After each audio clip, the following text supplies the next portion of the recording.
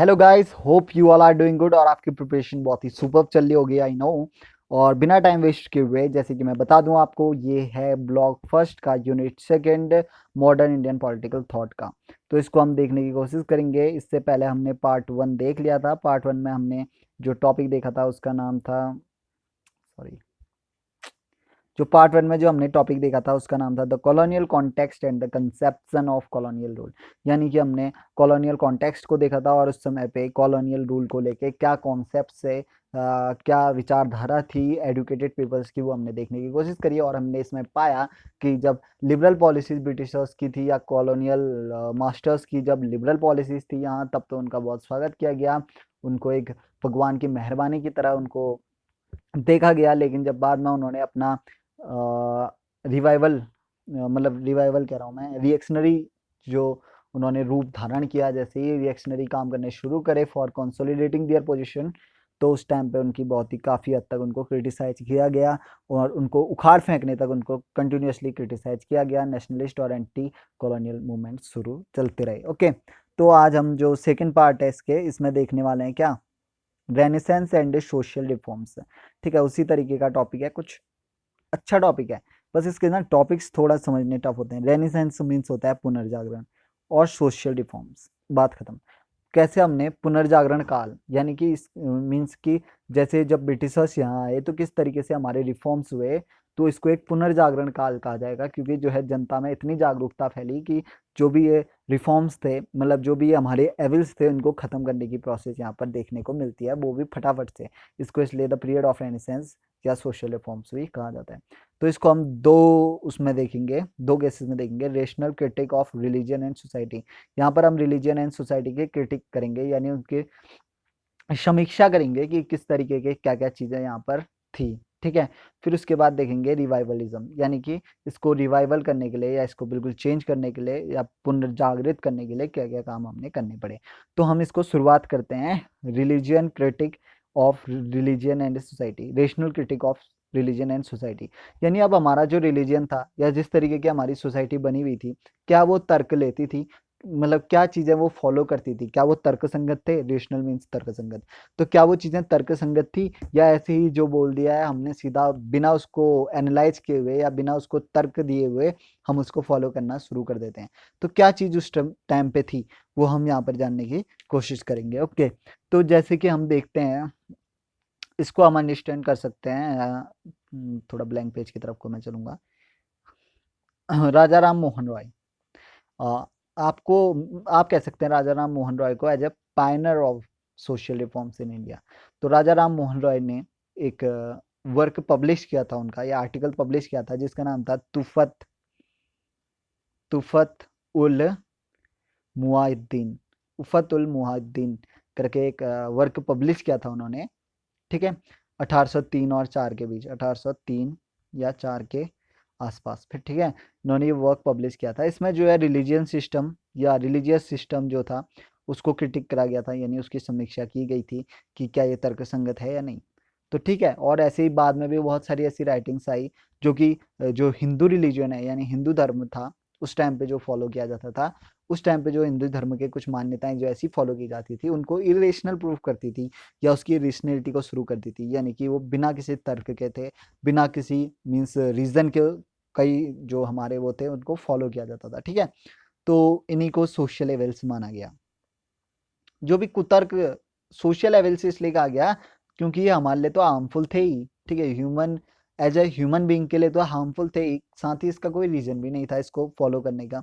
जैसे कि अगर हम कुछ सोशल लेवल्स की उस समय बात करें तो सती सती जो था बहुत ही वो था, समाज में व्याप्त था, इसको निकालना बहुत ही, इससे जड़ से खत्म करना इसको बहुत जरूरी था। Child marriage was also there, child marriage जो बाद तक भी रहा, अभी भी कहीं कहीं फॉलो किया जाता है, but mostly provisions of law will totally इसको कोई सपोर्ट नहीं करते हैं। ठीक है, लॉज में इसको एक वो माना गया है, अपराध माना गया है चाइल्ड मैरिज को। और he consider religion reform essential for both social reforms और पॉलिटिकल मॉडर्नाइजेशन। वो क्या कहते थे ना, हमें पॉलिटिकल मॉडर्नाइजेशन की तो जरूरत है ही है, यानी हमें पॉलिटिकल को, अपने पॉलिटिकल सिस्टम को मॉडर्नाइज करना पड़ेगा। पॉलिटिकल सिस्टम मॉडर्नाइज होने वाला है आपकी स्पिरिट ऑफ ब्रदरहुड से या आपकी यूनिटी से। यूनिटी होगी, वो होगी तभी फेयर, जो हमारा फेयर किंगडम होगा या फेयर हम पे रूल होगा बिल्कुल अच्छा सा। तो इक्वलिटी मेंटेन करने के मकसद से पॉलिटिकल मॉडर्नाइजेशन तो हमारे जरूरी है। और ये कब होगा पॉलिटिकल मॉडर्नाइजेशन, हम कब ले पाएंगे? When there will no social level, जब हमारा कोई सोशल लेवल नहीं होगा, सोसाइटी में हर किसी को समानता दी जाएगी, ठीक है, कोई सोशल ऑर्डर नहीं होगा हमारे बीच, यानी कोई कास्ट सिस्टम वगैरह कोई एस्टेब्लिश नहीं होगा, तभी हम पॉलिटिकल मॉडर्नाइजेशन को अचीव कर सकते हैं। ठीक है, जिस तरीके से और कंट्री वर्क कर रही हैं, western country, European countries work कर रही हैं, उसी तरह हम भी कर सकते हैं। हम तो यहाँ इक्वलिटी के लिए अदरवाइज लड़ते रह जाएंगे, डेवलपमेंट तो दूर की बात है या मॉडर्नाइजेशन तो दूर की बात है। तो इस तरीके की बात जो है हमारे राजा राम मोहन रॉय द्वारा की जाती है। उसके बाद आता है अक्षय कुमार दत्त। अक्षय कुमार दत्त जो है ना, वो कहते हैं कि जो रिलीजियन सुपर नेचुरलिज्म है, उसका जो उसके जो भी हमें रीजंस और वो रेशनैलिटी यानी तर्क को वो जानने की कोशिश करनी चाहिए। अगर किसी का हमें तर्क मिलता है किसी चीज़ को फॉलो करने के लिए, then we should definitely follow it. अगर कोई चीज़ कुतर्क है and it is harmful as well as, कुतर्क तो है ही है, इरेशनल तो है ही है, as well as harmful for us, then why we need to follow it. तो वो कहते थे कि ऐसी चीज़ों को उखाड़ के फेंक देना चाहिए जिसका कोई तर्क नहीं है, जो बिना तर्क संगत है, और कोई भी हमारे पास कारण नहीं है जिस वजह से हम उसको फॉलो करें। ओके। और ऐसे ही न सिर्फ ये ब्रह्म समाज की स्थापना जो है राजा राम मोहन रॉय ने ही करी थी, और भी कुछ अदर स्ट्रीम्स थे। वो चाहते थे हिंदू सोसाइटी में, basically not only Indian society but Hindu society में, इंडियन सोसाइटी की बात नहीं कर रहे, हिंदू सोसाइटी के कॉन्टेक्स्ट में ये चाहते थे रिफॉर्म्स लाना यहाँ पर चाहते थे। फिर उसके बाद जैसे ज्योतिबा फुले थे, ज्योतिबा फुले ने कास्ट हिरार्की को भी चैलेंज किया था कि किस तरीके से आपने बनाया है ये चीज़ें। ठीक है। और उसके बाद एक राजा राम मोहन रॉय का ही वर्क था, उसका नाम था तुफ्त। तुफ्त में बहुत सारे जो है यूनिवर्सलिज्म की बात करी गई थी। किसकी बात करी गई थी? यूनिवर्सलिज्म, यानी कि रिलीजियन यूनिवर्सलिज्म, यानी सारे रिलीजियन एक ही हैं। ठीक है, सारे रिलीजन एक ही हैं, सभी रिलीजन अच्छाई की ओर को हमें ले जाते हैं, और सिर्फ एक ही गॉड को मानने की बात है। Universalism means there is only one and one true lord, जिसने कि हमें बनाया है, बाकी हमने औरों को बनाया है, हमने औरों की मूर्तियां बनाई है। देयर इज वन गॉड जिसने कि हमें बनाया है। This is like universalism, who has created this whole universe. तो रिलीजन यूनिवर्सलिज्म की तरफ, यानी कि विच इज गॉड हेड, यानी कि हमारा जो हेड है वो तो गॉड ही है, और उसके साथ साथ monotheism which is only one single God. ठीक है, and he is the father of this whole universe, यानी कि फादरहुड ऑफ गॉड को सपोर्ट करते थे। किसको? Fatherhood of God, which implies if God is our father then we are their son, right. और brotherhood, so we all are the son of God, यानी कि हम गॉड से ही निकले हैं, या गॉड के ही द्वारा हमें यहाँ दिया गया है। तो हमें एक दूसरे से लड़ना क्यों चाहिए? Because we had came from a one source, एक ही सोर्स से आए हैं, then why we need to fighting. तो इसका मतलब है कि फादरहुड ऑफ गॉड और ब्रदरहुड ऑफ मैन, ये चीज का यहाँ पर कॉन्सेप्ट है, केशव चंद्र सेन ने द्वारा दिया गया था। ओके। फिर अब देखते हैं हम रिलीजन, ये हमने देख लिया, क्रिटिक ऑफ रिलीजन और सोसाइटी का हमने क्रिटिक देख लिया कि किस तरीके से हमारे क्या क्या समाज में कुरीतियां व्याप्त थी, उनको जो है रेशनल तरीके से यानी तर्क संगत इन्होंने बताने की कोशिश करी, राजा राम मोहन रॉय ने। ठीक है, और अक्षय कुमार दत्त ने, ज्योतिबा फूले ने, केशव चंद्र सेन ने, कि ये हैं और इनको ऐसा करना चाहिए, इन्होंने वो भी दिए। अब देखो कि रिवाइवलिज्म, अब पुनर्जागरण, अब किस तरीके के उन्होंने स्टेप्स लिए या क्या क्या इन्होंने कार्य किया, वो हम जानने की कोशिश करते हैं पुनर्जागरण करने के लिए हमारे रिलीजन को। ठीक है। तो ये एक सबसे पहले तो एक ट्रेंड था उस टाइम का, जो कि रिफॉर्मर्स द्वारा लाया गया था। रिलीजियन रिलीजियन रिफॉर्मर्स द्वारा जो ये लाया गया था, ये ट्रेंड था पुनर्जागृत करने का। ठीक है। और ये हमारी जो एंशियंट रिलीजन है, ये हमारे उसको विरोध नहीं करते थे, but they are talking about the ancient religion, जो भी हमारे जैसे वेद थे। ऋग्वेद वॉज टोटली मीन्स बहुत ही अच्छा वेद था, जैसे कि हम, अगर आपने एंशियंट हिस्ट्री आप फॉलो करते हैं तो आपको वहाँ पर मिल जाएगा वैदिक एरा में। इसी में प्ले लिस्ट में जाके चेक कर लीजिए, अगर आपको नहीं आता है तो कमेंट में लिख दीजिए, आई विल टेल यू कि कहाँ आपको मिलने वाला है वो चीज़। ठीक है, मैं उसको सेपरेट वीडियो बता दूंगा कि ये इस तरीके से इस चैनल को एक्सप्लोर करो and this will be beneficial for you, ठीक है।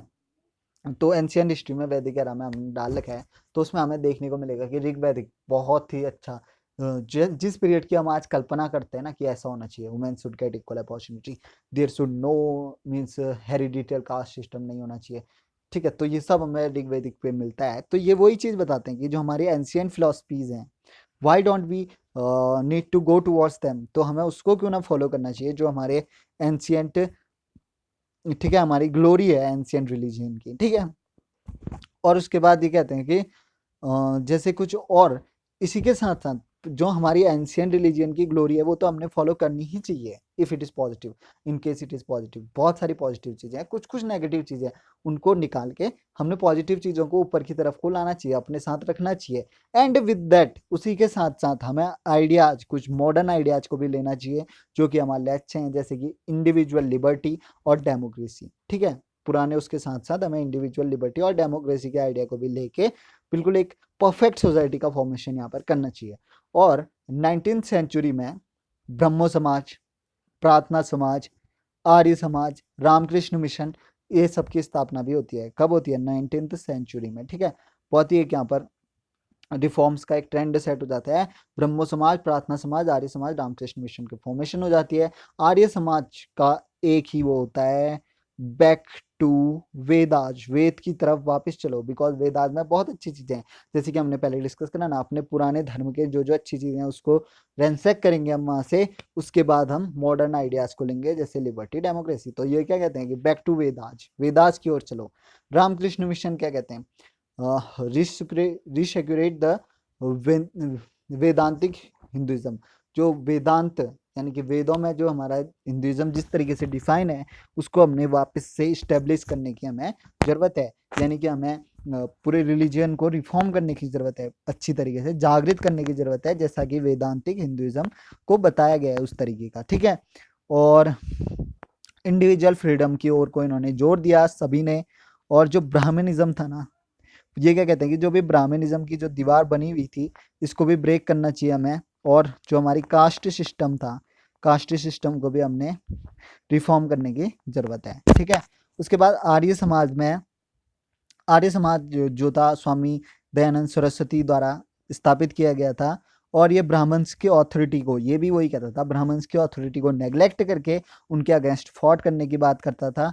और ये साफ और स्पष्ट बात करते थे, if there is one God, अगर कोई गॉड है and you are his devotee, ठीक है, आप डिवोटीज हैं गॉड के, तो आपके बीच कोई भी मीडिएटर नहीं है, ठीक है। They are just making you fool, ये आपके मतलब कुछ आपके दिमाग में जो गलत एविल्स हैं वो प्रैक्टिस कर रहे हैं ब्राह्मण्स, आपके मीडिएटर बन के गॉड और डिवोटीज। अगर कोई गॉड है और उसका कोई भक्त है तो there should not be any mediator between God and devotees. साफ बात ये करते थे, भक्त और प्रभु के बीच कोई भी नहीं होना चाहिए, ठीक है। तो ब्राह्मणिज्म सिर्फ इनके बीच में आ गए, सिर्फ यहाँ पर अब से एविल प्रैक्टिसेस यहाँ पर करवा रहा है, बाकी कुछ नहीं, ठीक है। फिर स्वामी विवेकानंद जो है ना, वो ये भी कहते थे कि even not only this but हमारा जो वेस्टर्न कल्चर से हम इन्फ्लुएंस होके जो भी हम नेगेटिव चीज़ें ला रहे हैं या करप्टिव मटेरियल ला रहे हैं उसको भी हमने हटाना चाहिए। और जो हमारा हिंदू रिलीजियन है, हिंदू रिलीजियन जिसमें कि हमें जैसे कि आप पहले से देखते आ रहे होंगे, वी नीड टू यूनिफाइड, हमें यूनिफाइड रहने की जरूरत है, ठीक है। हिंदू धर्म में आपस में क्या था कि अलग अलग कास्ट में बटे थे, फिर अलग अलग एम्पायर में बटे थे, इस वजह से ही जो ब्रिटिशर्स थे हम पर, हमें एक्वायर कर पाए थे, हमें अपना गुलाम बना पाए थे। तो सबसे ज़्यादा ज़रूरत जो थी वो थी हिंदू धर्म को यूनिफाइड करने की, यहाँ पर ज़रूरत की इन्होंने बात करी है। और आर्य समाज में इन्होंने एक चीज़ कहा गया है कि जो भी कास्ट सिस्टम होता है इट शुड नॉट बी हिरार्कियल, यानी कि एनसी मतलब कि आपके पूर्वजों से नहीं आना चाहिए। This should be come with three things, गुण, ठीक है, आपके गुण कैसे हैं, आपके कर्म कैसे हैं, और आपका स्वभाव कैसा है, ठीक है। गुण मीन्स कैरेक्टर, कर्म मीन्स एक्शन, स्वभाव मीन्स नेचर। ये तीन चीजें हैं जो डिटरमाइन करती हैं कि आप कौन सी कास्ट से बिलोंग करते हो। क्या कहते हैं वो? हिदायत मीन्स जो आप एंशियंट मतलब पूर्वजों से वंशानुगत जो आप बात कर रहे हैं, दैट कॉन्सेप्ट इज रॉन्ग। असली कॉन्सेप्ट ये होना चाहिए कि आपके गुण, कर्म और स्वभाव से आपका डिसाइड होना चाहिए कि आप कौन सी कास्ट को बिलोंग करते हैं। And even Shudras according to it should study Vedas, ठीक है। और इसके अकॉर्डिंग जो शूद्र लोग थे, जिनको सबसे नीचे माना जाता था, इफ दे हैव द अच्छे गुण है उनमें, या अच्छे कर्म है, या अच्छा स्वभाव है उनके पास, then they are also capable of read Vedas, study the Vedas, ठीक है। जो कि वो करा गया था, वेद पढ़ने से उनको मना गया था। लेकिन अगर उनकी अच्छी चीजें, ये 3 गुण जो हैं वो अच्छे हैं उनके, दे केम टू द, वो they are also treated as the Brahmin, क्योंकि उनके गुण कर्म स्वभाव, गुण कर्म और स्वभाव अच्छे हैं, so they can read the Veda, okay, इस बेसिस पे। तो गाइज इसी के साथ 15 मिनट की वीडियोस हमारी हो चुकी है।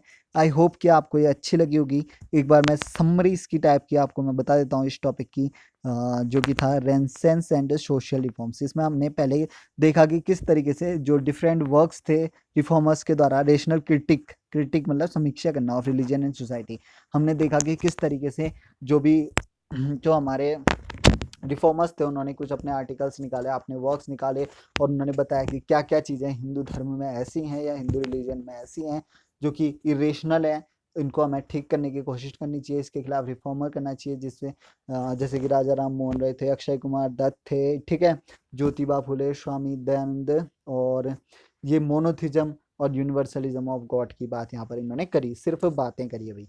फिर रिलीजन रिवाइवलिज्म में बहुत सारे मतलब कि बहुत सारी संस्थाएं खुली, जैसे ब्रह्म समाज, प्रार्थना समाज, आर्य समाज, रामकृष्ण मिशन, ठीक है। अब यहाँ पर एक्शन शुरू हुआ है इनका, और इन्होंने बहुत सारे अपने सिद्धांत दिए, आइडियोलॉजीज दी, जैसे back to Vedas bye Swami Vivekananda, और रामकृष्ण मिशन में कहते हैं कि रिसेक्रेट द वेदांतिक हिंदुइज्म, ठीक है।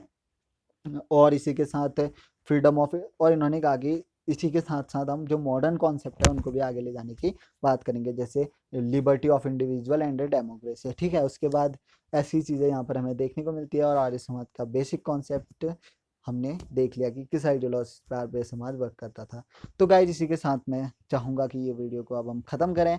16 मिनट के आसपास की ये वीडियो हो गई है, but it is for more helpful, time मत देखो, ओके। अगर अच्छी लगी है तो लाइक कर दो, चैनल को सब्सक्राइब कर दो, और कमेंट में बताओ कि ये कैसा लगा, ठीक है। कमेंट में बता दो कैसा लगा, अच्छा भी लगा तो भी बताओ, या कोई सजेशन है वो भी कमेंट में बताओ। और guys thank you for watching the video, और see you in next video, thank you.